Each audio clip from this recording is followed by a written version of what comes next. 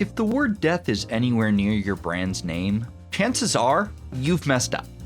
If you're unsure, please consult the PR danger guide I made up while walking around the Boston Public Library. All companies start with a danger value of 10. If the death pertains to the founder over the age of 70, or you are a canned water company, multiply by 0, as there is no cause for concern. Off-site employee deaths over 50 get a 0.8 multiplier, and depending on how much younger than that they are, it can reach up to 3 times. All violent death is automatically punished with an additional multiplier of 5, but this is where the numbers really start to get large. On-site employee deaths are subject to no less than 20 times per offense, but no more than 80. Consumer deaths are subject to 10,000 times per offense, with an additional 10x multiplier if the victim is a child. The most egregious offense is a death caused by your company on a non-consumer. There is a non-negotiable 1 million times minimum.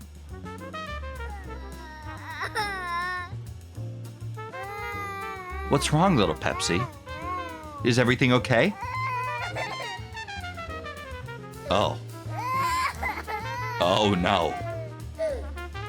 No, no, no. No. No. No. No. No.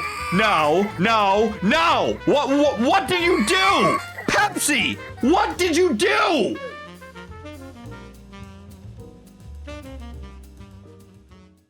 Before we officially get started, I literally can't even put ads on my YouTube content. Consider pressing the subscribe button to support me. Let's get on with it. Is Pepsi okay? Thank you for asking. No, it is not. It is the 90s, and it is in the middle of a war. The most famous war in corporate competition. The Cola War. And they are not winning it, which of course is not their fault. Their enemy is Coca-Cola, which was the most recognizable brand throughout the entire decade. In fact, frankly, the fact that we can even call it a war instead of like a scuffle is remarkable. But not only did they hold their own, they earned significant market share. And though it might shock you as it did me, America is not the only country in the world. So one of the main ways that they had gone about expanding their reach in Latin America was with a contest called Number Fever. And the contest was not anything special. There is a number on the underside of your bottle cap with the number from 001 to 999. If the news station announces the same number, you win! Hooray! What made these tournaments remarkable was how much you could win from them. When they took this contest to the Philippines, which is the setting of our story, they were offering up to 1 million pesos per winning crown. That is roughly 40,000 US dollars in 1992. And that might not sound that crazy until I put it in perspective. That is 611 times the average monthly salary there at the time. That is 50 years. And the Philippines had also just gotten out of a dictatorship that was famous for hoarding unimaginable wealth at the expense of its people. What if you didn't get a damn number? Everybody got a damn number. It's on the other side of their cap. And finally, the competition was constructed in a way that made winning feel extremely achievable. You see, if the system were constructed so that it just told you what the answer was on the bottom of the cap immediately, you would immediately understand, oh, I'm not winning shit ever. But they instead made it so that there would be a number that they made seem like it would be random. This is the official rule set. It says it would be random. It would not be random. They had predetermined exactly what number would be selected, and there were only going to be 2 winning bottle caps per time that they announced it on the news. So the odds were not 1 in 999 as people were led to believe. It instead was the odds of 1 in 28.8 million. You are not hearing me. When I say 1 in 28.8 million, I mean getting struck by lightning 3 times while standing in the exact same spot kind of odds. This is not happening. But the people were obviously absolutely ravenous for this. This is one of my favorite slides in the deck. Do we like this one, guys? Heavy with Rainbow Dash. Yeah, she do be looking about 20% cooler. I am so embarrassed for you if you know what the fuck I'm talking about. Sorry your 7th grade was a bad year for you. The lesbians versus the straights. Rarity is not a lesbian. Half of the country, or 32 million people, were actively playing. And some were buying as many as 24 bottles per day. One guy said that his kid got bronchitis from drinking so much Pepsi. Fun fact, by the way, you cannot get bronchitis from drinking Pepsi. Little man drank so much Pepsi. But I just really want to illustrate exactly how life-changing this money was for these people. One of the legitimate winners, was a street vendor who was not used to having more than 100 pesos in her pocket, which at the time was equivalent to $4. Imagine living every day of your life with $4. I'm not being facetious. I'm not saying I'm broke most of the time. I'm saying you have $4. But don't feel bad. Everybody that you know also only has $4. And then I come up to you and I say, here's $39,996 for you to just have. This, per her own admission, was more money than she even knew what to do with. For you and I in America, perhaps, this is, okay, let's buy a car and we'll get like, I don't know, a year of rent. For these people, it was retire today and buy a boat. You would be able to pay for a hospital visit, or at least make a huge down payment on it. She was taking the caps. That is true, actually. You have a weird knack for this, Bishop. You've consistently called out things that, like, I have not yet mentioned. Yeah, she was just taking the bottle caps. Another woman who won became known as Mrs. Pepsi, which might be cute if not for how dystopian that very transparently is. And her husband claimed that now just drinking Pepsi would get him in the mood, which I do not buy for 1 second. I think that he just wanted to have sex with his bombshell wife. But I digress. Pepsi Number Fever was wildly successful, and 3/4 of the nation would tune in live as the numbers were announced each week, with literal sacks of bottle caps that they had collected and a hopeful glimmer in their eye that perhaps this would finally be the day that their lives could change for the better. Pepsi went from 19.4% market share to 24.1% market share in the Philippines off the back of this contest, which is astronomical. Taking 6% off of one of the most iconic brands in the world with a single campaign is all but unheard of. In marketing, there is no such thing as quit while you're ahead, because you never know if you're gonna have another smash hit campaign and when that would be. So if you find something that's resonating with an audience, you take that, you ball it up, and you run as fast as you can with it. So they extended the competition for an additional 12 weeks. And everything continued as normal. A new winning number would be announced each week. Newfound wealth would be found for, at most, 2 families that would have otherwise never seen that money in their entire lives. And things went as normal. Several weeks passed just like this. Predictable and boring. Until May 25th, 1992. On May 25th, 1992, a man named Gabriel Mendoza would change the channel to the news to see if maybe this might be the week that his life might finally be saved. The numbers were then read aloud.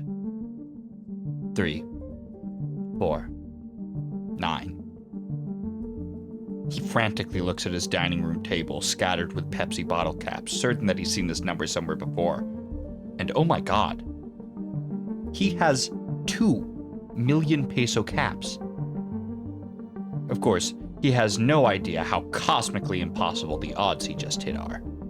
Those odds, by the way, are 1 in 830 trillion, or the same as shuffling a deck of cards and getting the exact same order twice. None of that matters right now. Right now, his only job is to run to the Pepsi bottling plant as fast as his legs can carry him and collect his $80,000. But as he runs, he realizes he's not alone. At first, it's just one man keeping pace with him. Then another. Then a dozen more spilling out of side streets and doorways. By the time he can even see the bottling plant, there are hundreds and hundreds of people running alongside him. Because you see, Gabriel Mendoza does not exist. It's a placeholder name that I made up. On May 25th, 1992, every person in the Philippines was Gabriel Mendoza, because there were not 2 bottle caps with the number 349. There were 800,000 of them. Everyone in the country looked down at their collection of bottle caps that day and found out that they had just become millionaires.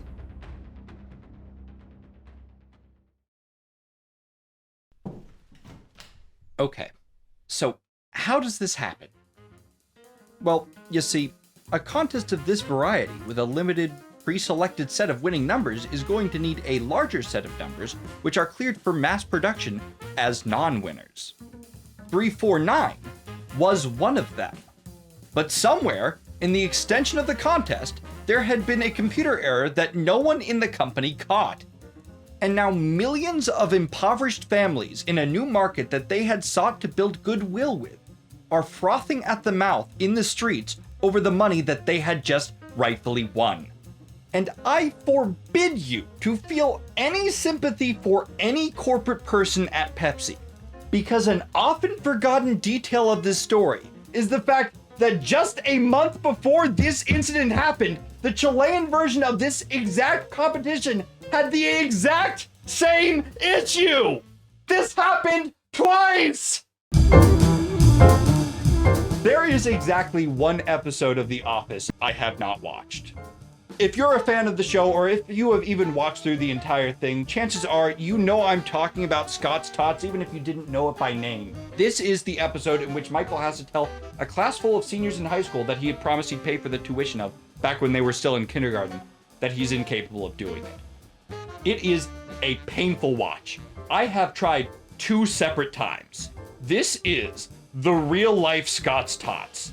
Because forget the Filipino Pepsi division. Pepsi, as a corporation, does not have 16 billion US dollars in liquid cash, which is what it would cost to honor every winning crown. For reference, that is $1 billion more than the combined value of every stock on the Philippine stock market. All of them together, $1 billion less than what Pepsi now owes to its people.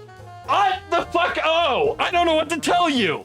Vibe coders, am I right? That's a really awesome comment, Red Star. Remember the bronchitis baby?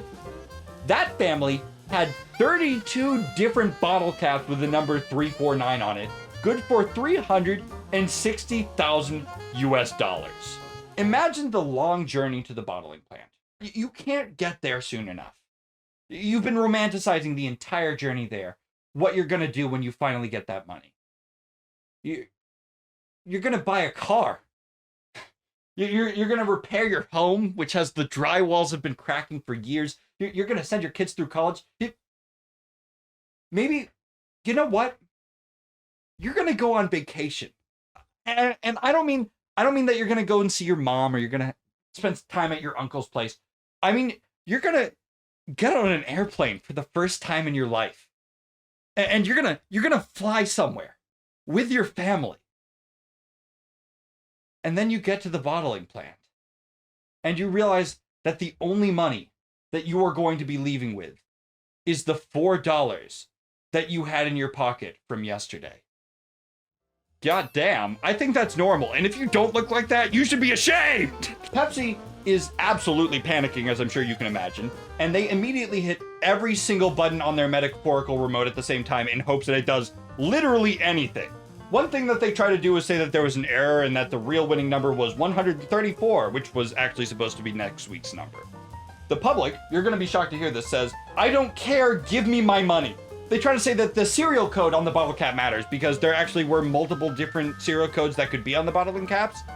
The official rules say that the serial code is just to identify a winning crown is real, which we have the rule set, we can read it. And also, Pepsi has literally never included the serial codes in the announcements for any of its winners.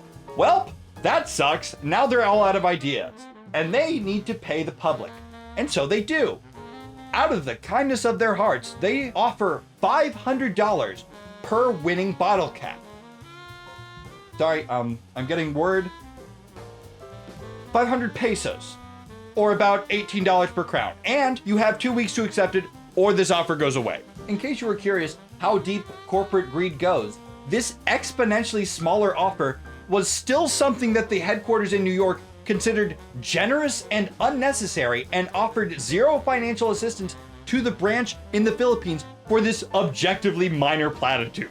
And this is the point in the story in which the Philippines begins to go up in flames. Because of a recent contest that they had been participating in, they happened to have a lot of glass bottles perfect for making Molotov cocktails with.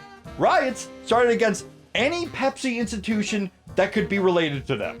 Trucks were being burned, bombed, and overturned left and right, which would then be put out by their drivers with the 7-Up that they had been delivering. A grenade thrown at the bottling plant itself took the lives of 3 completely innocent employees, and to my knowledge, they have never been either named or compensated accordingly. But most tragic was the death of a bystanding school teacher and 5-year-old girl who were killed by a homemade bomb that bounced off of a Pepsi truck. The wife's now widowed husband was offered $3,400 not to sue, an amount that he initially rejected but later found himself forced to take out of desperation. Congratulations, Pepsi! You've now killed 5, injured hundreds, and ruined the lives of hundreds of thousands. Hey, you know what makes this even crazier? The fact that it was widely alleged that Pepsi themselves attempted to villainize the 349 cap holders by hiring men to firebomb their own trucks so that it seemed like they were victims to their own brash insanity. Don't worry though, the people in New York headquarters would not be swayed by the domestic terrorism happening an ocean's distance away. While the streets filled with riots, the people who weren't protesting with fire started organizing a legal coalition to fight for their money. And that was supposed to be my next point. Truly, I was ready to stay on topic. But then I read the sentence, the Pepsi Cola Hot Shots basketball team changed its name to the 7-Up on Colas, and the thought of a major league being named after a soft drink was so funny to me that I spent 2 hours reading about the Filipino Basketball League. And I'll be damned if I read about that for no reason, so I'm gonna talk about it. It's really hard to overstate just how good we have sports here in America. You know, forget the quality of the play, which goes without saying, and skip directly to the arenas in which these sports games happen. Boston's TD Garden, which is in my area, has 4K LED displays so high quality that you can see a single bead of sweat fall off of Jaylen Brown's rapidly balding head. There are player tunnels that are lit like literal movie trailers. Multi-dimensional HVAC, perfectly attuned to the temperature so that there can be both ice and basketball in the same place, with the players and viewers experiencing different temperatures. Hell, even premium seats that are better than most desk chairs. Now, of course, I hear you, I do hear you. This is a modern NBA cathedral, and we are talking about the 90s Pepsi Cola Hot Shots running around the wreckage of a crippled economy. That is a legitimately fair criticism, if not for the fact that a pro-Philippines game in a pro-Philippines stadium had to be suspended with 6 minutes left on the clock because it started raining inside the arena. For NBA teams, there are hundreds of different revenue streams that they can call upon to make the hundreds of millions of dollars that they do literally every year. Chief among them, of course, being the naming rights to the home stadium. The Philippines Basketball Association teams, most of which do not even have a stadium that they call their home, are instead forced to sell the rights to the team name itself. This has, in turn, allowed for some of the greatest team names to ever exist, including the aforementioned Pepsi Cola Hot Shots / the 7-Up on Colas, which, just for the record, consistently had no better than a 30% win rate, but also the Powerade Tigers, the Pure Food Hot Dogs, and my very favorite, the Northern Cement Basketball team. Bro, can you change the channel? The Northern Cement Basketball team is on right now. That was my favorite team until I realized that the Toyota Super Corollas met back up 50 whole years later, and that made my heart happy. Can you imagine the amount of joy in that room? That's not a high school reunion. That is a group of people who have congregated together because they love the game and one another. That is truly beautiful. Also, if you were partial to the Pure Foods hot dogs, I thought you might appreciate having the ability to choose between them and the completely separate Swift Mighty Meaty hot dogs, which I'm sure created a rival dynasty unlike any other. Northern Cement had to replace their glue guy in the aggregate. That's a fucking... You guys have been on tonight. You guys are doing great with the comments. I'd bet serious money on their games. Who are you betting on? Are you betting on the Swift Mighty Meaty hot dogs or the Pure Foods hot dogs? Because they did both play in the league at the same time. I think I'm putting my money on the Swift Mighty Meaty hot dogs. That's just too good a name. But my favorite part about this entire thing, reading about this, was actually reading the words on the Wikipedia pages. Because I'm sure you can appreciate there is an unmistakable writing style that comes from a person who is trying to be unbiased, talking about something that they are clearly passionate about. And these Wikipedia pages are some of the best examples for this that I have literally ever seen. The Great Taste Coffee Makers, also known as the Presto Ice Cream, also known as the Enrich Coffee Creamers, also known as the Presto Fun Drinks, also known as the Great Taste Discoverers, also known as the Presto Tivoltis, also known as the Tivolti Milk Masters, were, quote, not exactly blessed with the biggest names among the present set of players then, but they did become competitive owing more on the sheer hearts of their players rather than their talents. If you were only slightly listening to what I was saying, I'm on a second monitor, that is fine. This guy just said, these guys sucked giga ass, but they were really passionate, which I love. This was really weirdly endearing to read about. I could probably do a full video on this. In fact, I've never gotten 7,000 views on a video. If I get 7,000 likes on this video, I will make a full video about the Philippines Basketball Association. I'm a Milkmaster too. I don't want to hear about that. Anyhow, back to the Pepsi number fever, which is what you clicked on this for. Approximately 500,000 bottle caps were redeemed for 500 pesos, which even then cost Pepsi Philippines $8 million more than they had budgeted for the entire promotion. But that still leaves about 300,000 bottle caps unredeemed by people who were certain that they deserved 2,000 times that amount, each to the tune of $6 billion. And these people weren't going to let Pepsi roll them over without a fight, and so there were two main people anyhow, that I kept on seeing people rally behind. Vicente Del Fierro and brother Bambi Santos. Vicente was a charismatic man who somehow was both an advertising consultant and a preacher, who formed Coalition 349, which he created to attempt a class action lawsuit on behalf of all of the winners. The Los Angeles Times briefly profiled him and, for some reason that I am still unclear about, felt compelled to call him pudgy. Why did you have to do that, Bob? You look exactly like the level of serial killer the New York Times crossword would expect me to know. Why don't we keep to ourselves? And in keeping with the theme of strange personal details, Vicente was willing to take everything to New York if he needed to, a place that he admitted he knew because a Frank Sinatra song. Now, Vicente was not particularly well equipped to fight the 50th largest company in the world, but he has 3 things on his side that make this a fight with a chance. A lot of angry people, employees at Coca-Cola, and God. You see, you need money to fight. And no one had much, but those who did would pool their money with Vicente so that he could do something. Do something sounds non-specific, which it was. Members of the coalition who could pay would give about $14 to $80 a year for him to publish anti-Pepsi ads and work on the case, despite not being a lawyer himself. In fact, Coca-Cola's Philippines CEO donated a pretty substantial amount, I believe it was like 10,000 pesos, and got him a megaphone so he could yell more efficiently outside of the Pepsi bottling plants, which is some sibling-ass shenanigans if I have literally ever seen them. But even those who couldn't support financially were endlessly grateful for Del Fierro for being pro bono if they needed, and would take every opportunity to loudly voice their support for the cause. This included the journalists, who, as a fellow 349 cap holder, published many of the most delightfully biased articles I have ever read in any newspaper, and that includes InfoWars. Here are some excerpts. Del Fierro, bless his born-again soul, has been carrying the fight for 349 cap holders. A fighter he is! Nothing. No one scares Del Fierro. He ain't scared of the courts.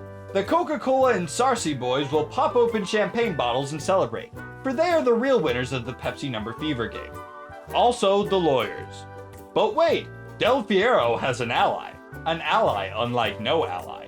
See, Vic Del Fierro, spelled incorrectly, considers himself, first and foremost, a soldier of God. That's why I'm encouraging the Pepsi brass to jump out the window. Better to do it voluntarily than to be pushed by a mob of angry consumers. Absolutely delightful.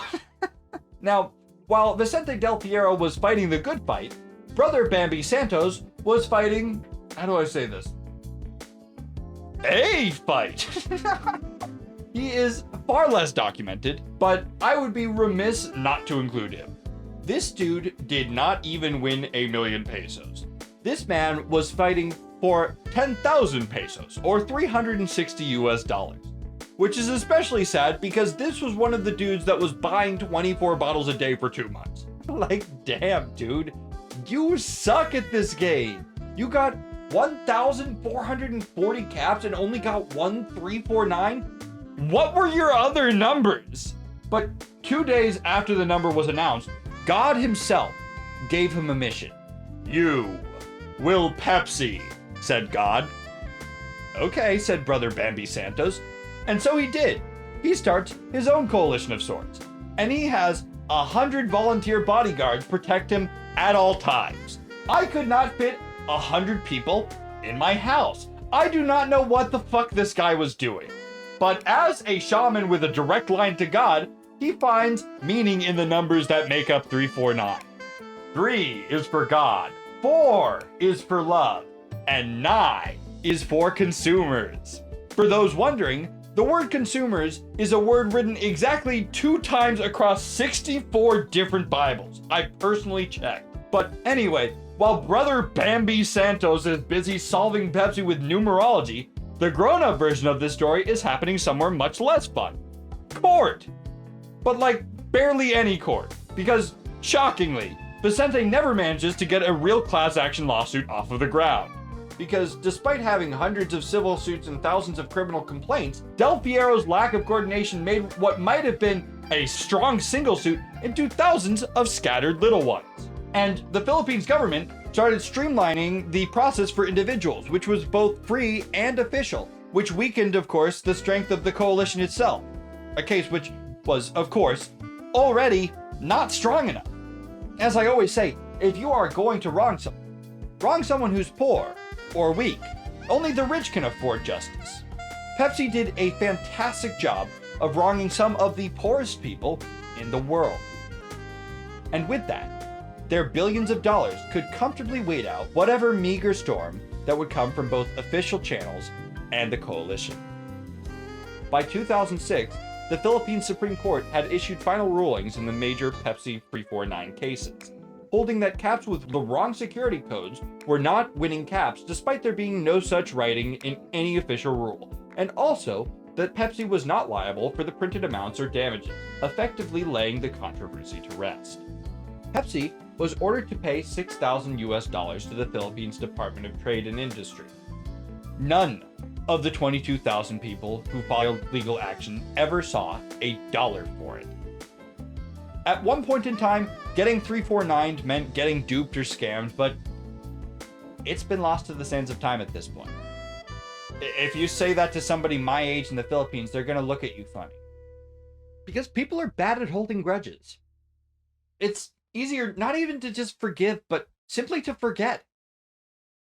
And sometimes you're thirsty. So to revisit the question, is Pepsi okay? Yeah. Yeah, Pepsi's fine. Thank you so much for watching this episode of Meowkit Mayhem. This video took over 200 hours to make, and it was over 190 slides worth of content. So if you enjoyed it, please do all of the things that watching YouTube for decades now has programmed you to do. You know, the subscribing, the commenting, the liking, the sharing with your dad, the kissing your dad, sharing with a friend even, maybe even kissing the friend. All of the things that you've been programmed to do. Also, let me know if you guys like the Pepsi Cola Hot Shots bit. I can never tell if, like, integrating other things is fun, so that was kind of me being a little bit experimental there. I hope I did it gracefully. I always share a piece of advice for the viewers at the end of these videos. If your dishwasher has not been cleaning the utensils fully, it might be because you haven't changed the filter in the last month. It's supposed to be done every month. I would bet everything in my wallet you have not changed it in the past month. Certainly not. So go ahead and do that. If you're interested, my last video was about a company that literally shipped bricks in order to lie about their inventory. So if that's at all interesting to you, please go ahead and watch that one. If not, see if I care. I don't even care a lot that much. Okay. It truly humbles me that you have stuck all the way through. I'm endlessly grateful. And I hope to see you again soon. Peace.